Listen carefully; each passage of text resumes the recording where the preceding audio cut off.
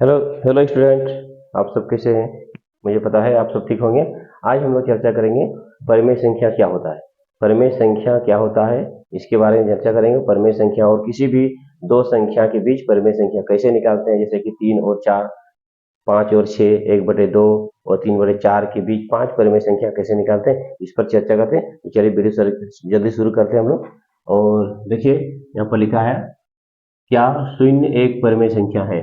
यानी परिमेय संख्या हम लोग कहेंगे किसको, जिसे यानी वह संख्या जिसे हम लोग p बटे q के रूप में लिख सकते हैं। कोई भी संख्या जिसे हम जो p बटे q के रूप में लिख सकते हैं तो उसको हम लोग परिमेय संख्या कहते हैं। यानी जिससे हम p बटे q के रूप में लिख सकते हैं वो परिमेय संख्या कहता है। शर्त ये है कि q में q equal not equal to 0 होना चाहिए, यानी कि 1/2 परिमेय संख्या है।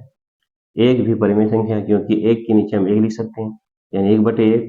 0/1 लिख सकते हैं क्योंकि 0/1 करेंगे तो 0 आएगा, यानी 0 भी एक परिमेय संख्या है। 3/2 ये भी परिमेय संख्या है। 4 एक परिमेय संख्या है क्योंकि 4/1 लिख सकते हैं। 5 भी एक परिमेय संख्या है। ये माइनस देंगे तो ये भी परिमेय संख्या है। तो यहाँ प्रश्न है, क्या शून्य एक परिमेय संख्या है?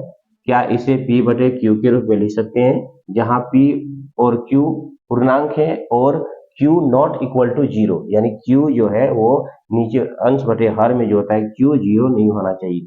तो क्या इसका आंसर होगा? हाँ, क्योंकि 0 बराबर 0/1 लिख सकते हैं, 0/2 लिख सकते हैं, 0/3 होता है, क्योंकि 0/0 अभी बताया मैंने p बटे q के रूप में जिसे लिख सकते हैं, यानी p बटे q के रूप में उसे लिख सकते हैं, यानी कि 0 जो है वो एक परिमेय संख्या है। ठीक है। अब दूसरा क्वेश्चन आप देखिए, यहाँ पर दूसरा क्वेश्चन है। इसमें परिमेय संख्या के किसी भी परिमेय संख्या के बीच की संख्या होती है, हम उसे कैसे निकालेंगे। कोई भी संख्या है, जैसे 1 है, 1 और 2 के बीच, या 3 और 4 के बीच। तो यहाँ प्रश्न है 3 और 4 के बीच 5 परिमेय संख्या निकालना है। 3 और 4 है, उसके बीच में 5 परिमेय संख्या निकालना है। 3 और 4 तो परिमेय संख्या जो हम निकालेंगे, जो आप निकालेंगे, वो अलग अलग हो सकता है।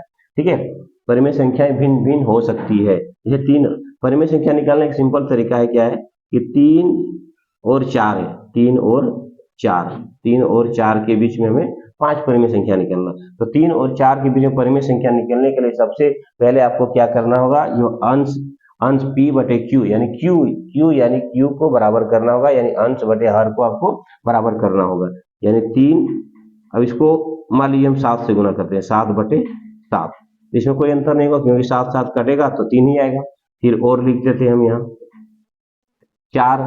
4 गुना, अभी देखिए यहाँ नीचे हर में क्यों आ रहा है 7, तो आपको भी यहाँ क्या कर देना है, 7/7 कर देना है। ठीक है, अब इसको गुना करिए, 3 को 7 से गुना करेंगे, 3 7 21/7 और लिख देते हैं 4 7 28, 28/7। देखिए यहाँ q इक्वल टू बराबर है।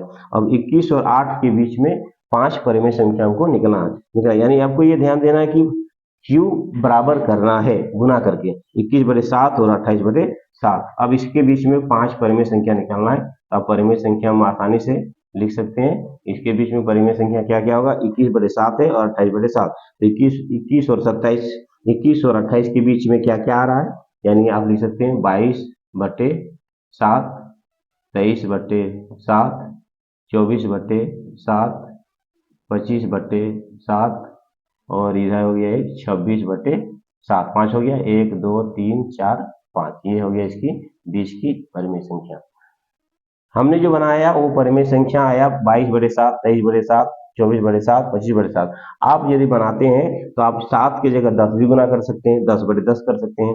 यहाँ भी आपको 10/10 करना होगा, या फिर 8/8 भी कर सकते हैं। मैंने पहले ही कहा था कि परिमेय संख्या अलग अलग हो सकती है। आंसर में यदि मिलाएंगे तो हो सकता है कि ना मिले, है ना मिले, लेकिन इसमें घबराना नहीं है कि परिमेय संख्या मैंने कहा ये अलग अलग हो सकता है। आंसर बिल्कुल सही है। आप यहाँ 10/10 कर सकते हैं या 9/9 भी कर सकते हैं।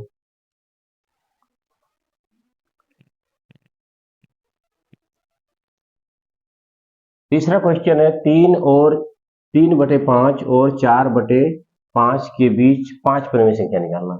3/5 और 4/5 के बीच में 5 परिमेय संख्या निकालना। अब यहाँ देखिए कि Q में बराबर, यानी P बटे Q में जब हम लोग लिखते हैं P बाय क्यू में, तो अभी अभी आप बताया आपको मैंने क्यू इक्वल टू 5, तो बोले सर यहाँ दोनों बराबर है।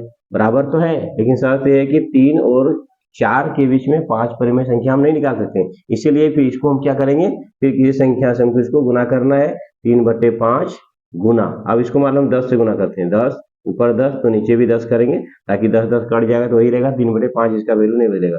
3 और ये हो गया 4/5, फिर गुना करते हैं, इसमें भी करेंगे 10/10। अब देखिए यहाँ 10 5 दाएं 50 आ जाएगा और 5 दाएं 50, यानी क्यू बराबर हो रहा है।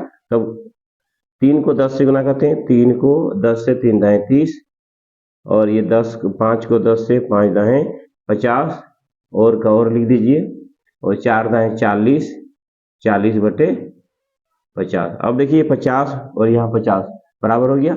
अब ये 30 और 40 के बीच में आपको 5 परिमेय संख्या आसानी से मिल जाएगा, 31/50, 32/50, 33/50, 42/50, यानी कि ये 30 और 40 के बीच में हम अब 5 परिमेय संख्या आसानी से लिख सकते हैं। ठीक है, इसको आपको कर लेना है, 3/5 और 4/5 के बीच में 5 परिमेय संख्या आसानी से निकल जाएगा।